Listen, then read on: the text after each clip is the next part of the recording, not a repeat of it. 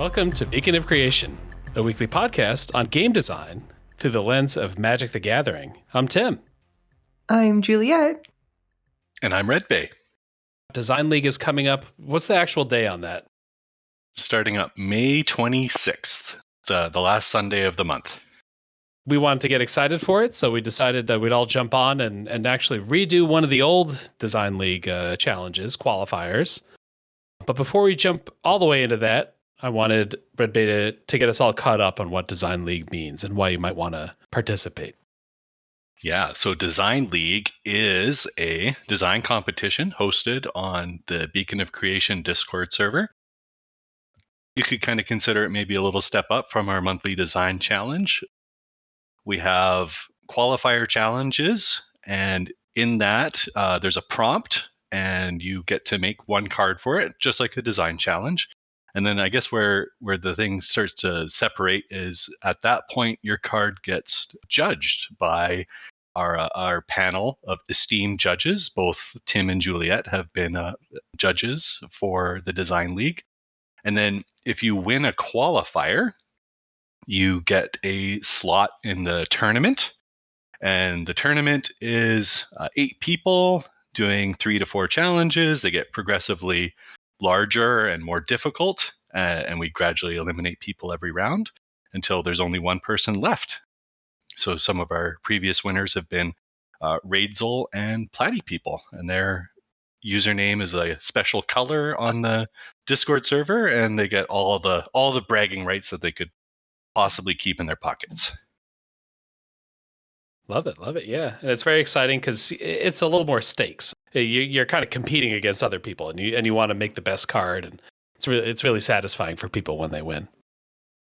But yeah, we're going to be tackling one of those previous Design League challenges. I think what we're going to do here is that we're sort of doing it from my point of view. If I was jumping into this challenge, I'm going to, start to generate some ideas. I'm going to get some help from Juliet and Redbay here, and then we're going to come up with a card. And then maybe once we've come up with that card, maybe even talk a little bit about what the judging phase might look like for that card and where we might come out on that card that we've made. Sounds great. Maybe Juliet, you could read that out. Sure. So the qualifier we're going to be looking at was the Design League Season 2 Qualifier 5, Redemption. Design an archetype-defining constructed card for Standard with one of the following mechanics: Echo, Fateful Hour, Formidable, Inspired, Miracle, Soul Bond, Suspend, Tribute, or Vanishing. 1 card submission, no card type or rarity restrictions, and the design has to use one of the above mechanics. 2 notes. The judges will assume an underlying structure of a standard format based on the design presented. That underlying structure should be within the realm of possibility for a standard format. And 2, be aware of your card's rate. Don't aim to get your card banned in this theoretical standard. All right, so we got a list of 9 mechanics, I think. Yeah, 9 mechanics here, all of which had some struggles in terms of producing memorable cards. And then the challenge here is pretty wide open. We just got to make a cool card that would go in like a constructed, standard deck. Alrighty. I guess the hard part of this challenge is deciding which mechanic to go for, right? Mm-hmm. I'm actually looking at the article that Redbay wrote up for this, and Redbay asked me at the time, what mechanics do I want to see? And I answered Echo or Vanishing, so maybe I got to narrow down to those 2 to start off with. I got to be true to the year ago Tim. Is that a good starting point? We want to try one of those 2? I think those are reasonable. I think looking at this list, there are some that might push you in a direction or another. We know, archetype defining constructed card could be any rarity. Some of these mechanics, like Miracle, have had powerful and influential cards to constructed, but not necessarily good fun. Whereas some of the others, I can't remember an inspired card that particularly did a lot. Soul Bond was in many ways kind of DOA, but maybe shows up in certain commander. I think there's that one navigator card that can blink things and things like that. Mm-hmm. Or a mechanic like Suspend that some people aren't going to like, but a lot of people have pretty positive memories for. If you are just doing a kind of middle of the road good card with Suspend, maybe you aren't showing off your design chops. And so finding one of these things that's like in the middle there, okay, Echo and Vanishing are great examples where the mechanic could support good, fun cards and sort of play, but doesn't always do that just by the design of the mechanic. Yeah, and then I would want to add that on the flip side, I think there's 3 mechanics here that I think it might be too much work to try and redeem them. Like I'm looking at Fateful Hour, I'm looking at Inspired, and I'm looking at Tribute, and those have some pretty massive problems to design around.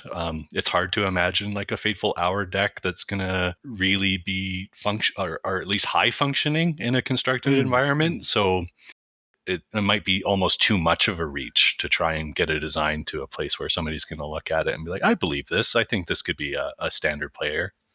Thinking about Vanishing, it occurs to me that Vanishing could also be a little bit like how sagas play out, where sagas are like doing a thing for a couple turns and then going away. Sagas do usually, 3 different things and then go away. But a Vanishing card could hang out for a couple turns and then go away. Or a standard card that was really relevant that Vanishing reminded me of was Wedding Announcement, which is a card from Crimson Vow. Like at the beginning of your end step, put a counter on it, and then either draw a card or get a human. And then after it gets 3 counters, it flips into like an anthem. Creatures you control get +1/+1. So there have been standard cards that like hang out for a little while and then go away. So maybe kind of like what Redbay is saying. I don't think we're necessarily doomed or struggling against something. I think we're still playing into something good. I guess the other thing that's kind of tricky in terms of this being a little wide open is like, what kind of standard deck do we want to imply with a card? Like we not only have to pick a mechanic, but we have to pick what kind of deck we want to try to make cooler. Another thing to think about with Vanishing, at least that I might think about, is do you want to lean on like Aven Riftwatcher or what is it, Keldon Marauders with like enter the battlefield and leaves the battlefield abilities so that you're about like triggering things. You're Vanishing, maybe you're doing like blink strategies. Do you want to lean on something more like Calciderm in like the Blastoderm space of like it's a big body, you're just going to attack with it and hopefully you can knock your opponent out? Or are you doing something weird with like time counters? So like, yes, we're vanishing away, but we're able to keep adding time counters back onto it as a strategy. Okay. Because you could, depending on what the thing is, if the mechanic that you've putting in is like vanishing and when you cast your second spell, put 2 time counters on this, then you're using vanishing and you're also kind of implying, okay, we have a Spellslinger Storm-esque sort of constructed strategy potentially that we're supporting. Yeah, that could be fun too. Yeah, whether we want to like play with Vanishing itself or just make a good card that happens to have Vanishing. With the Calciderm, like here for a good time, not a long time.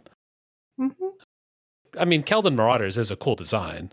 It's a 3/3 that comes in. It's cheap, and then when it enters or leaves, it deals 1 to a player. But I think I want to do something a little different from that if I can. Maybe an artifact? Have we seen Vanishing Artifacts? Maybe that could be a cool thing to do. I think we have Soul Tether Golem as the Vanishing Artifact. Soul Tether Golem. Don't know it's that an one. Uncommon from, is that from Planar? No, it's Future Sight. 2 mana, 3/3 with Vanishing 1. So it's going to go away immediately, but whenever another creature enters the battlefield under your control, you put a time counter on it. So as long as you can you play this and another creature, and then keep playing a creature every turn. Congratulations, you got a 3/3 in the bargain. Okay, so yeah, if we can keep playing cards, we get a 2 mana 3/3. Keep playing creatures. There's also thinking about Chronozoa. It's kind of in the Apocryphite sort of space. Oh, okay. Where it's a 3/3 flyer for 3 and a blue, vanishing 3. If it ticks down all the way and then dies, you create 2 tokens that are copies of it. Hmm. You actually want to see the card see it through and sacrifice to the vanishing trigger. Hmm. Or something like Reality Acid, where it's an aura with vanishing, and when that ticks down, the permanent gets sacrificed. Oh, like a time delay removal spell. Mm-hmm. Huh. Yeah, something like that could be fun because that's like sometimes sagas, the removal part of a saga is like the second chapter instead of the first chapter. So yeah, something like that could be cool. So Chronozoa, okay, so if it makes it to the end of its vanishing, you get 2 copies of it. That could be pretty tempting. What's like cool vanishing flavor? Is there like a plane that we could put vanishing on?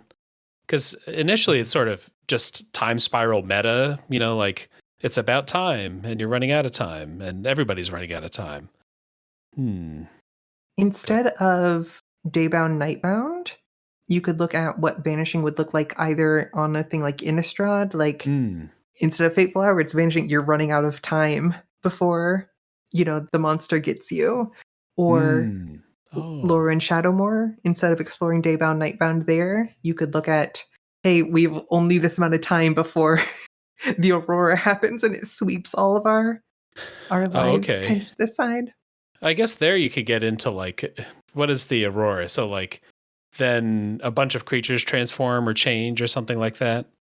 And who knows what it is in the modern era, because I guess that's a lot of what we saw the previous Aurora was like Una's machination. Oh, so we only saw the fake Aurora, is what you're saying? Oh, because like Lauren's Day was expanded out to give Una more time. This is lore weird. Blast. Hey, I respect it. Yeah, Teferi who slows the time, except for it's Una who slows the time. You could look at Theros and okay, we've lost a few of the gods. What does like? Ooh, what do the enchantment creatures with like vanishing amounts of belief? Like how much time do they have left before the constructs of that faith go away? All right. I like this. This is feeling good. We've got a god who, American God style, like your existence depends on other things worshiping you. So we could pick on a Theros god and say, oh, part of our lore here is that this god is going away. I'm liking this. I'm pretty sure Heliod is gone post Munching Machines. Yeah. Heliod deserves it, but we got to find someone else to pick on. Who else is losing their follower base? I don't know the fate of any of the gods other than Afara. I don't think it makes sense to have Erebos kind of disappear. Maybe Karametra. You've had your March of the Machine. Everybody on Theros is like, what the dang heck? Where were you, gods? And like the harvests are kind of falling apart as a result. Kind of a drought. Yeah. Okay. So we're losing Karametra or Iroas. Like we don't want to fight anymore. We're sick of it. Oh. I'm happy to go with Karametra here. I think that's a good starting point. We're kind of conveying that Karametra is losing her power. Or maybe we want to show that, like, as long as we keep doing a certain thing, she won't completely go away. But that thing is maybe hard to do. I'm interested in keeping the indestructible, but maybe messing with the normal, like, Theros God clause. As long as your devotion to green and white is less than blah, blah, blah, Karametra isn't a creature. Maybe we're saying Karametra is a creature, but is in danger of going away. Or maybe it's a threshold of time counters. Isn't a creature unless Karametra has a certain amount of them or something like that.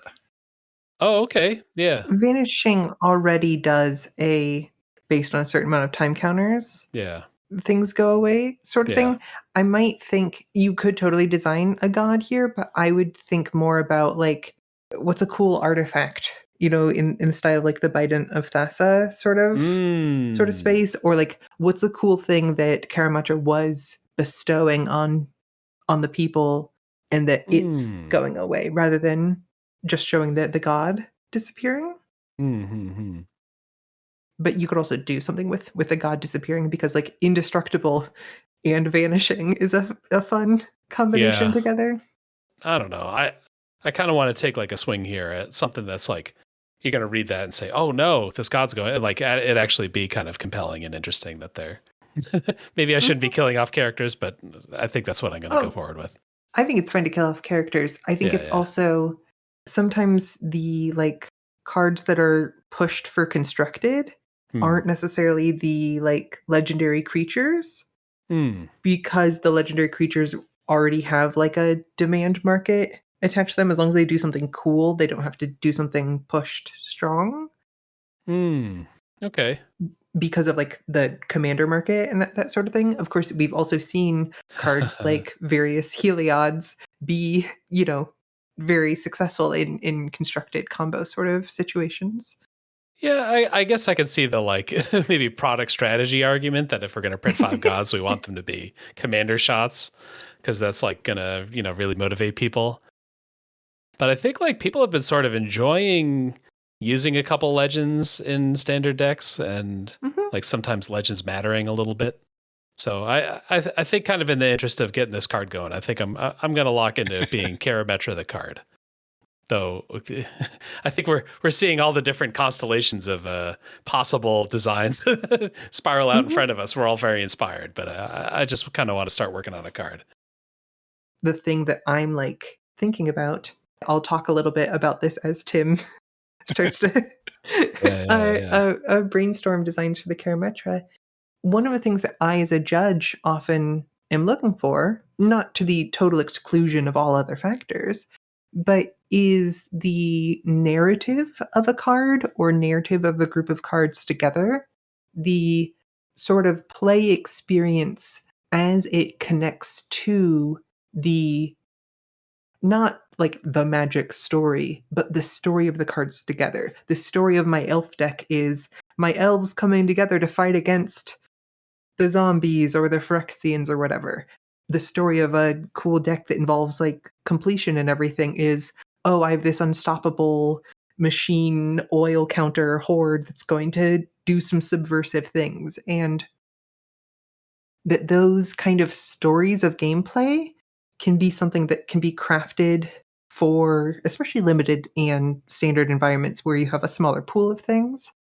But those sort of things, especially when it's tied into just like one card and how it might connect with other cards, those sort of things are probably my number one factor. Again, not at the exclusion of other factors, but that sort of story or narrative of play is kind of Juliet's judging criteria that most matters. I'm kind of working on the card, so feel free to. I was actually gonna ask for an example of a card that kind of speaks to what you just said, and maybe custom or canon, whatever you prefer. Yeah. So one example of this, I think, and a place where my judgment kind of differs from some of the other judges would be the third round of the tournament for Design League Season 2, which was about designing this monocolored creature type matters precon sort of, give us 8 cards from this precon, and each of the contestants were assigned a color to then design, and they could pick what sort of typal creature type they want to be working from. And Dylan, who got assigned the color of white, did a gargoyles pack and did some interesting things with this mechanic that was about calling gargoyles, where you're turning non-creature artifacts and or lands into 2/2 gargoyle creatures with flying and haste until end of turn. And there were some mechanical concerns with the end of turnness. And for me, I was like, oh, I love this, because I really thought the story of, in the French Gothic style, we have the people moving against this idea. We have the fall of the fantasy Bastille, and we have turning your non-creature artifacts in your lands. So you want to get a bunch of non-creature artifacts out there and then turn them into gargoyles. You're animating them into gargoyles, and then you're swinging through.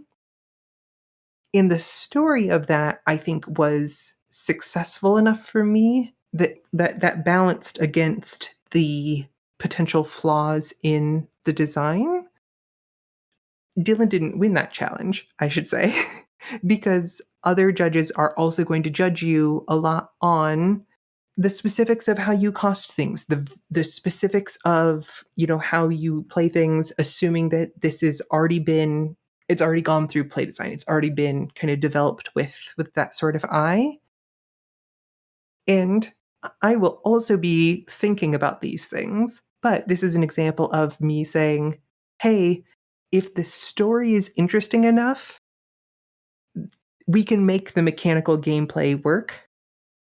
If you have some mechanical gameplay, I don't necessarily know that we can just put a story on top of it. We can put a narrative on top of what the cards are doing and make something that's flavorful and fun and make sense, because you aren't necessarily designing with some of that idea, some of those touch tones in mind.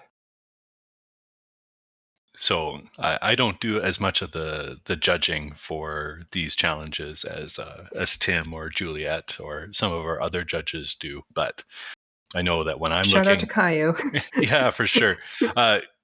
Mark Confidant also deserves a shout out for some of the essays that he wrote on on some of these challenges as well. But what always jumps out at me first on looking at a design is if there is a glaring issue, whether it's mechanical or its flavor, that almost detracts more than what like an outstanding design or outstanding flavor will look like. And then once I'm through the surface level of that, I will start looking at the marriage of flavor and mechanic. So I do think it's important to look at your card designs before you submit them, and just give it another sober second thought of, well, is there anything here that's gonna scream at people, hey, there's something a little bit wrong with me, because it's easy to latch onto that. Mm-hmm. You don't need to be James Joyce or William Shakespeare writing the perfect flavor text or coming up with all of these things. But it doesn't hurt when you do have an interesting mechanical design to think, well, what would connect with this? What would be a reason for this? And then maybe as you follow that through line, you tweak the mechanics to match that story, to match that flavor, to match that idea. If, as an example, oh, you've given me a blue-red uncommon that deals with instants and sorceries, I'm going to be looking for some reason to remember this card compared to all of the other blue-red gold cards that just deal with instants and sorceries. What makes this one kind of matter or be memorable in that way? What handholds are we giving the players, both the players playing with this card and their opponents, to be able to hold on to the idea of what the card does based on the idea of what the card is? Because that's a big reason why we're able to play with these thousands of different cards in these wild exponential number of different combinations, because we can connect those mechanics to a mnemonic, which is the flavor story of the card. Alrighty. I have only sort of been listening because I've been working on this card and I'm ready to be judged. Fantastic. So what I've got here is Karametra, the Failing Harvest. She's 1 white, white, green. Still a 6/7, still indestructible, has Vanishing 3, and then the ability, you may sacrifice a token rather than remove a time counter from Karametra. Interesting. One of the things that this makes me think about is, what are the tokens in either this set or in this standard environment? Is there something that is in the kind of space of blood or food, but maybe even cheaper?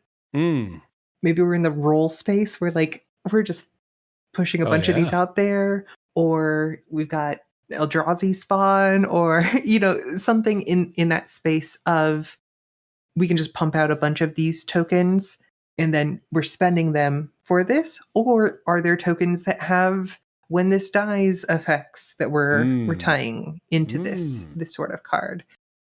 4 mana 6/7 is in that mid-rangey sort of space. This feels very okay. Yeah, that's a white-green card. It's enough of a power and toughness line that could work in some standards, but as much as like 4 mana for a 6/7 indestructible sounds like a great deal. Like it doesn't have an enters the battlefield sort of ability. This is in the Baneslayer space rather than the Muldrifter sort of space. And so I'm thinking white-green mid-range with sacrifice synergies. Not just token synergies, but sacrifice synergies.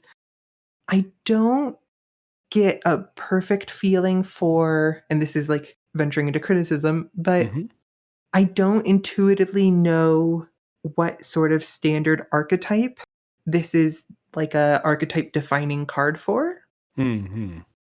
If we hadn't talked through like what the story was, I'm like, Karametra, the failing harvest. I'm like, okay, it's a failing harvest. We've got something failing and vanishing, tying together.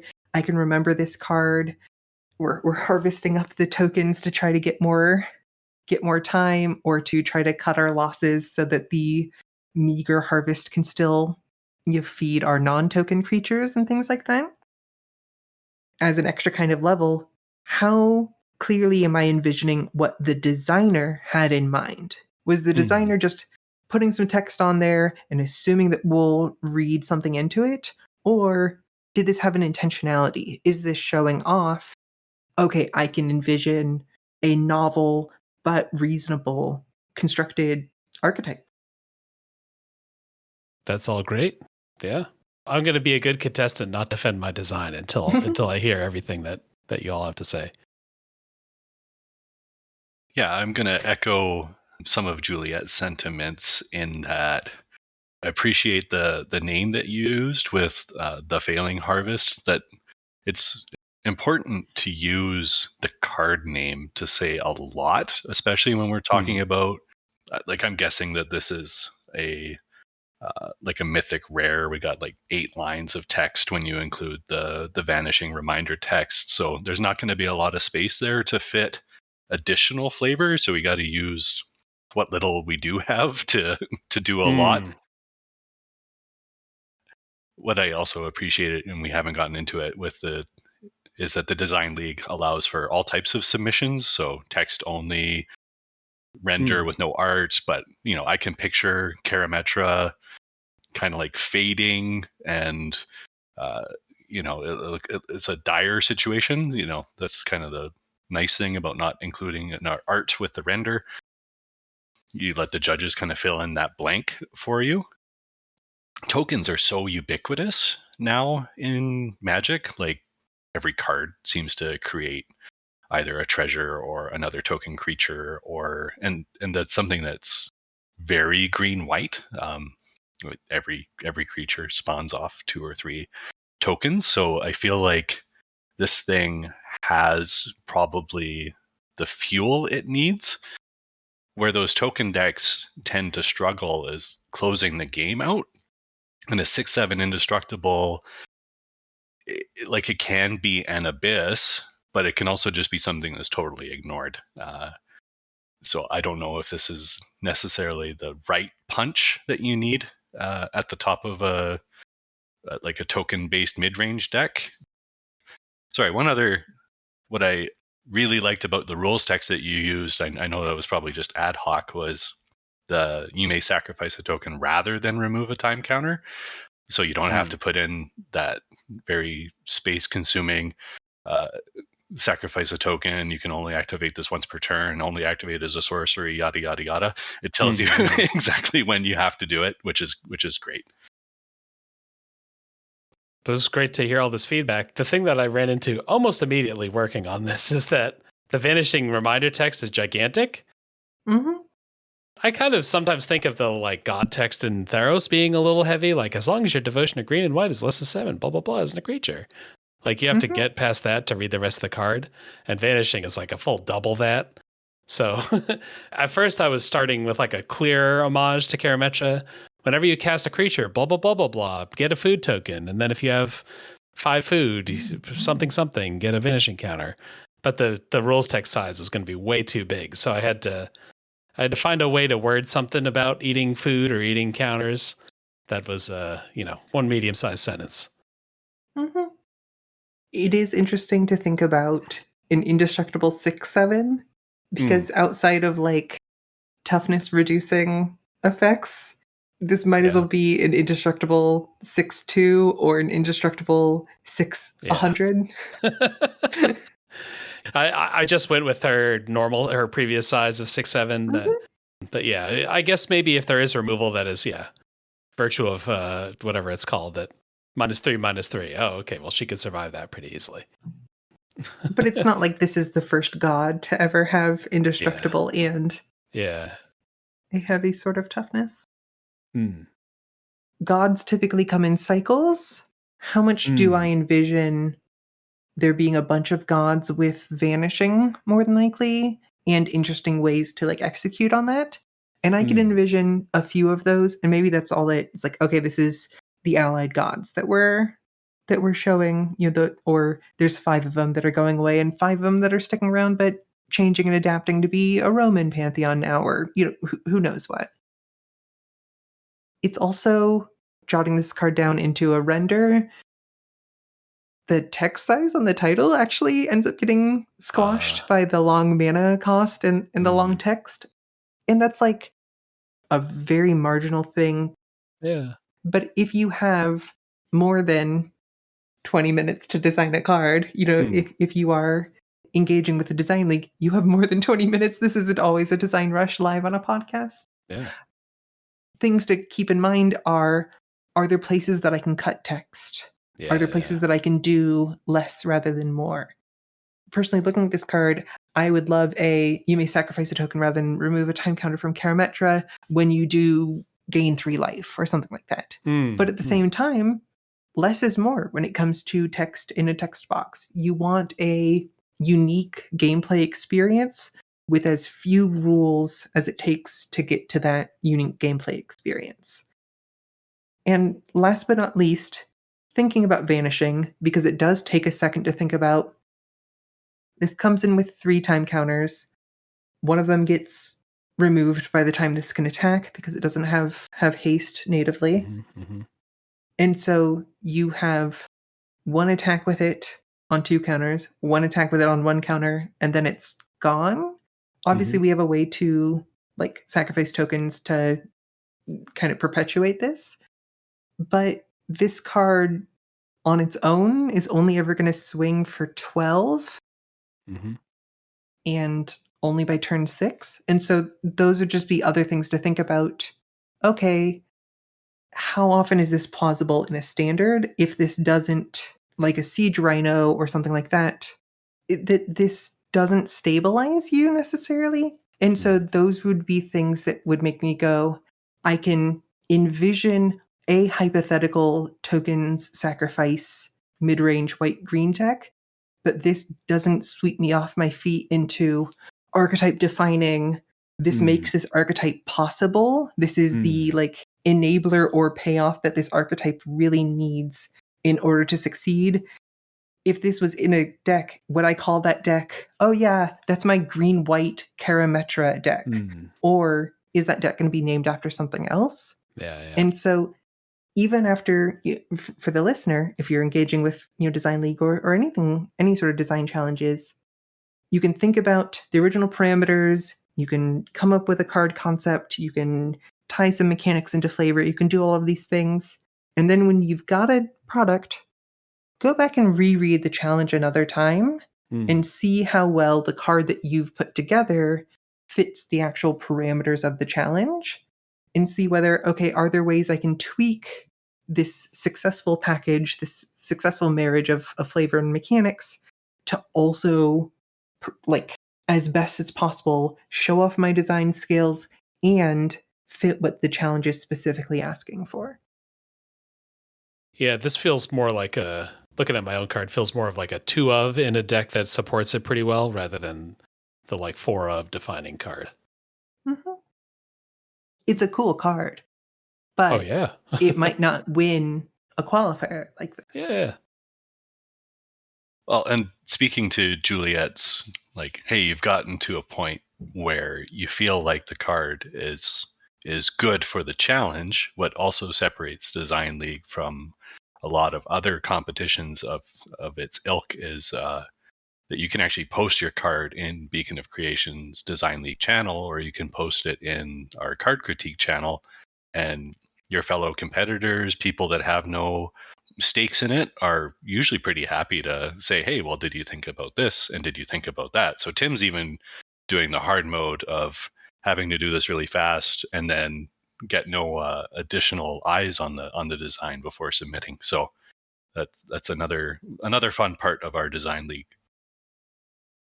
During the Design League Season 1, when I wasn't a judge, one of the most fun things was helping workshop some of the different cards, especially when it went from the qualifiers to the tournament sort of thing, and trying to say, okay, how can we bring this out? How can we bounce these cards off of one another?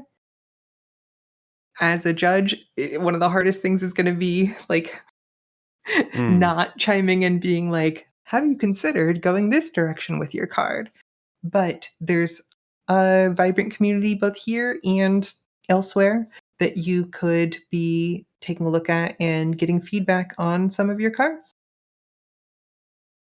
It's a tough constraint, which I think is actually where crowdsourcing is. I can do maybe 15 words of rules text, maybe 18 if I really want to push it. I've got a rough draft of it. 6 people are going to look at that card and like someone's going to come up with the tweak that just like really puts it over the top. Mm-hmm. Yeah, so the community feedback can really help with that kind of problem.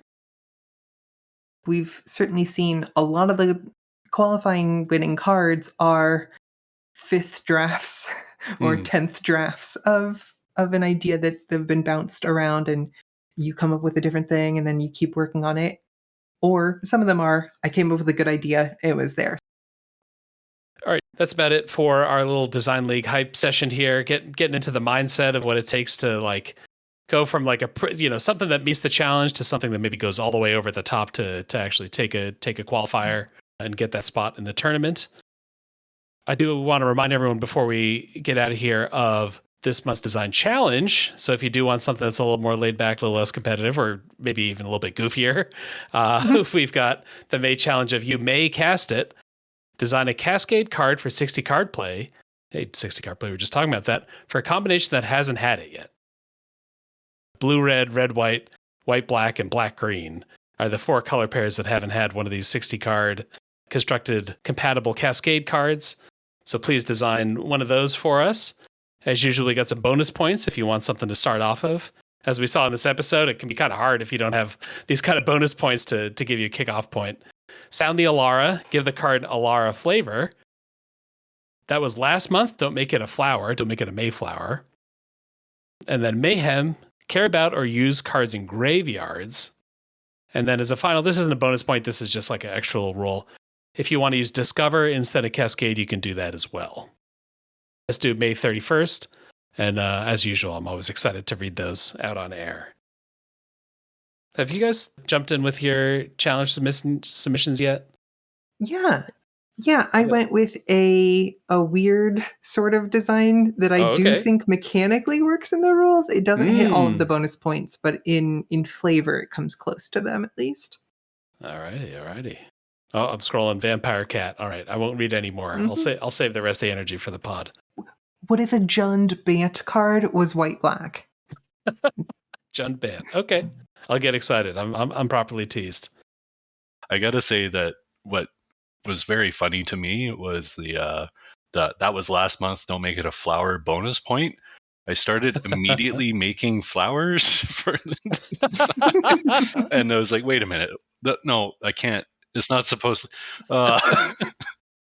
No Mayflowers here. Pilgrim's not welcome. You have to say, don't think of a pink elephant, right? Don't design a flower card. Mm-hmm. But yeah, that's our May challenge. I guess bonus reminder, we've also got You Make the Pack going on. So if you want like a quicker fix, if you just want to design a card like every couple days, we've got that You Make the Pack where we all team up one slot at a time to fill up a pack of Magic cards. But that'll be it for our podcast for the week. Jump on the Discord. That's where all the action is. Thanks, both of you, for coming on. We got anything we want to talk about before we get out of here? Also happening the weekend of the 26th, the 24th, 25th, and the 26th, in fact, is the Moonshot Network's annual charity stream. Oh, this one is that's what Moon it is. Okay. Garitaville for the Leukemia and Lymphoma Society.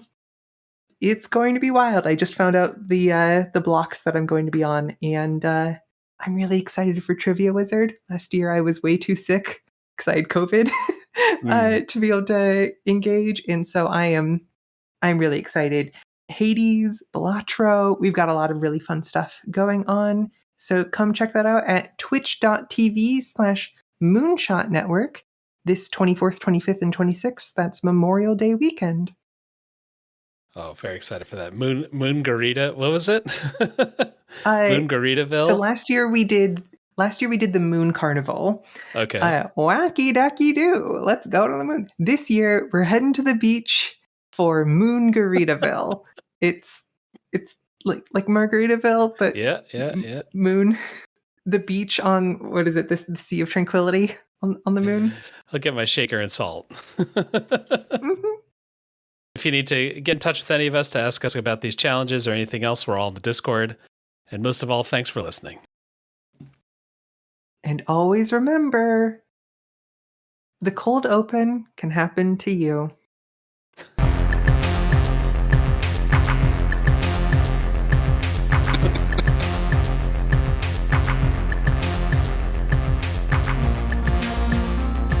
What does it mean? Nobody knows. It's it's provocative. It gets the people going. I was not expecting a Will Ferrell quote at the end of the podcast.